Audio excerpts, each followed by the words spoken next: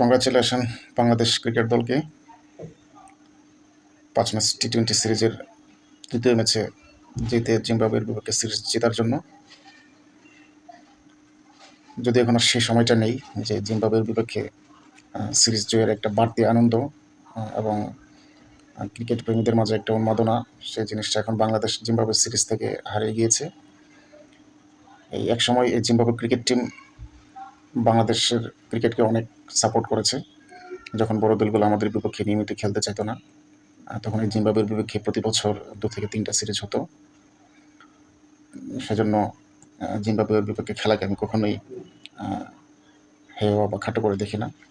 এখন বাংলাদেশ ক্রিকেটে কিছুটা সুসময় বড় দলের বিপক্ষে নিয়মিত খেলছে।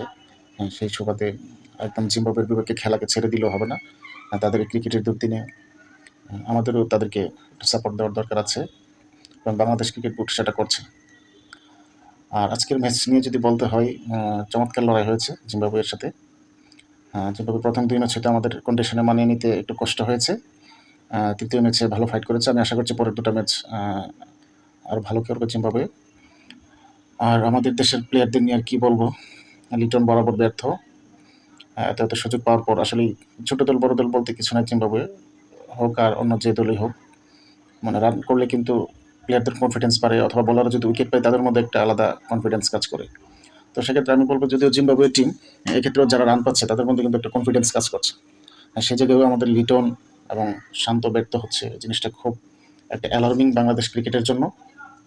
তো আমি চাই এই বিশ্বকাপের আগে দল সিলেকশন হয়তো শান্ত এবং লিটন হয়তো থেকে যাবে এবং তারা দুজনে রানে ফিরুক, এবং তাদের দুজনকে বাদ দিলেও দলে হঠাৎ করে বিশ্বকাপের দলে একটা ভারসাম্যহীনতা হবে।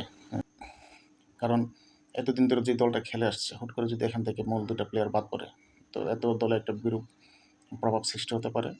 তো আমি চাই এই বিশ্বকাপ দলে লিটন খেলুক, শেষ একটা চান্স হিসাবে খেলুক এবং সেটা কাজে লাগাক। নতুবা বাংলাদেশে আসলে বিকল্প অনেক ওপেনারই আছে। পারভেজ হোসেন ইমন আশা করছি পরে 2টা ম্যাচে হয়তো চান্স পাবে, তাহলে আশা করি ভালো করবে। ওর মধ্যে একটা সম্ভাবনা আছে।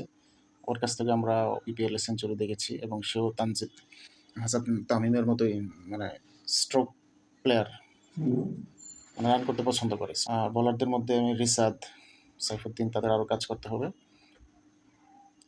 তাসকিন ভালো করেছে।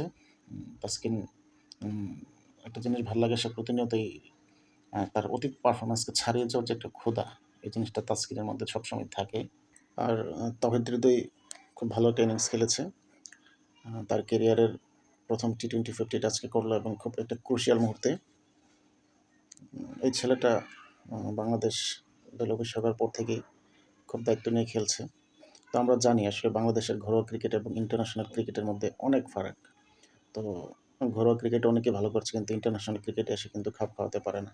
তাওহিদ হৃদয় সে তুলনায় ভালো করছে, শুরু থেকেই দায়িত্ব নিয়ে খেলছে এবং রান পাচ্ছে। স্ট্রাইক রেটও খুব ভালো। তো আশা করছি বিশ্বকাপে সে ভালো করবে। জাকার আলীও ভালো একটা ইনিংস খেলেছে। আশা করি দুজনে বিশ্বকাপের মূল স্কোয়াডে থাকবে এবং দীর্ঘদিন বাংলাদেশ দলকে সার্ভিস দেবে। ওভারঅল সাকিব যদি আমাদের দলে বিশ্বকাপ দলে যোগ দিই, আশা করি মানে ভালো কিছু হবে বিশ্বকাপে। ধন্যবাদ সবাইকে।